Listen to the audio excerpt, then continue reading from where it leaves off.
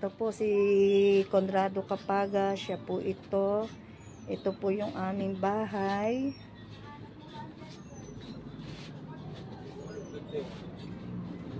Pinapakita ni Nanay yung kanilang simpleng tahanan. Ito po yung aming semento na pinapasok po kami ng tubig Oo. kapag binabaha po kami.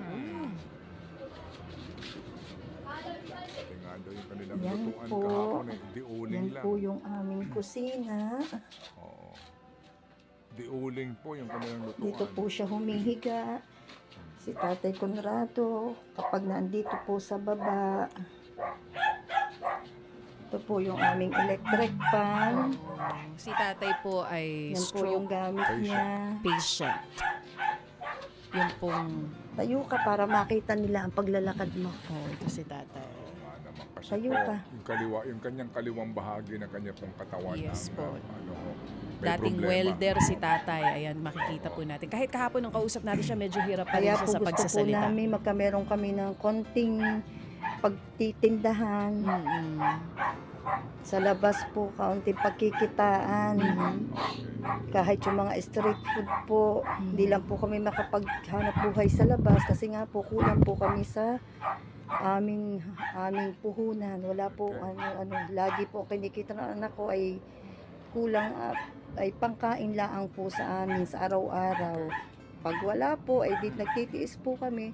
Basta po si Tatay Conrado ay may pangkain kanya. Kami po ay nagtitiis. Ganun lang po. Maraming pong salamat. Ito na nga po yung litrato ng optical shop na pinuntahan. Ito pong si Nanay. Aba, ito pala si Nanay Janet. Bagets sa bagets pa, ha? Oo naman talaga. So, Nagpapatingin na siya. Nagpasukat siya kaagad. Yes, nagpa-check. At ito yung cost, 6,500 pesos. Ayan, nag-down payment yata siya dito. Baby girl. Kasi Ayun. nga, siya din ay may napili na kung sakasakali nga na frame. Oo, tsaka reseta din na binigay sa kanya. Ayan, Okay. yan po yung optical clinic na pinuntahan ni Nanay. So, yan nga Alright, po mga sige. kapatid. Importante yan, ano? Mahirap po kaya yun. Yung nahirapan ka doon sa, di ba, sa Kaya nga siya paligid dito mo, may makapagtrabaho. makakita. O sige Yun po nga. mga kapatid, 9:53 ang ating oras ngayon. Ating kausapin si Nanay Janet. Nanay, maganda umaga po. Hello. Sir, wala pa pong sinisis po. Nasa, Si tatay pala Si ito. Tatay Conrado. Tatay, good morning po. ano po sir? Oo, nakita ho namin kayo, kami po'y nagagalak po sa inyong kwento na totoo po ang lahat ng inyong sinasabi. Si Nanay ho ba nandidiyan? Nasa optical po. Dinadala po yung yung down payment. Okay. So yung down payment 3,000, yung 2,000 po para sa inyo. O sige, pwede ba kami magbilin, tatay? Ano pa? Oo. Sabihin po ninyo kay Nanay, tatawag kami po ulit. Ngayon, yung pong kabuuan po ng ng kanyang pangangailangan kasi 6,000 po yata yung salamin, tama ho ba?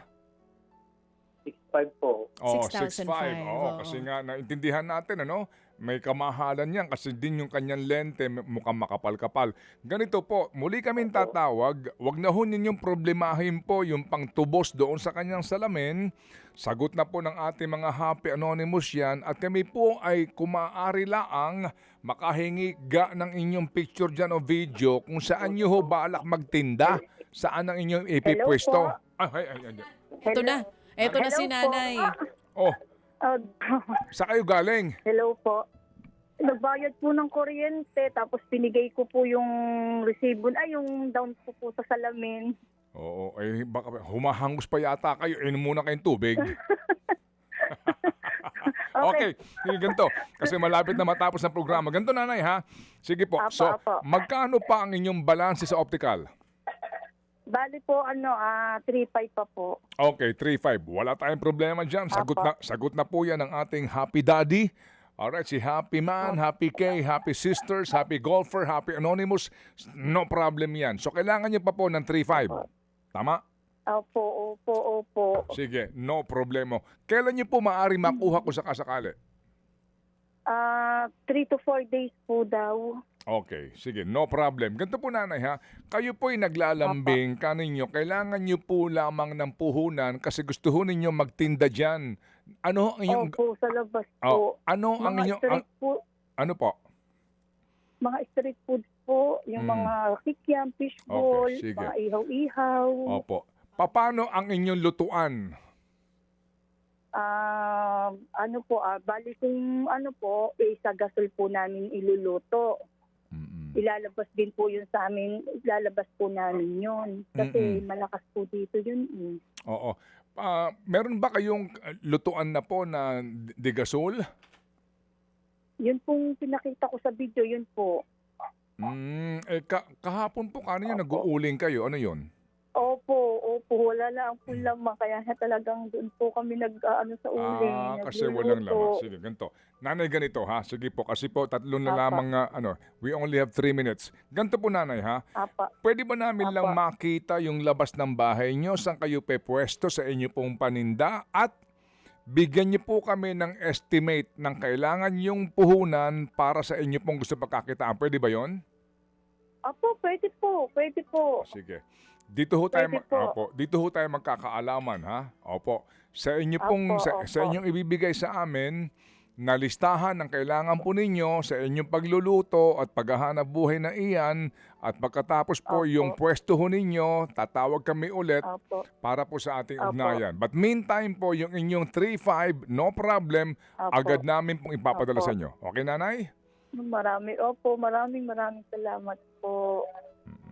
Wala pa kami pangako sa tindahan nyo, nanay, ha? Kundi po, Okay lang po. hihintayin lang namin yung inyong costing kung sakasakali po, Opo. kung magkano. Okay? Opo. O, sige. Opo, okay po.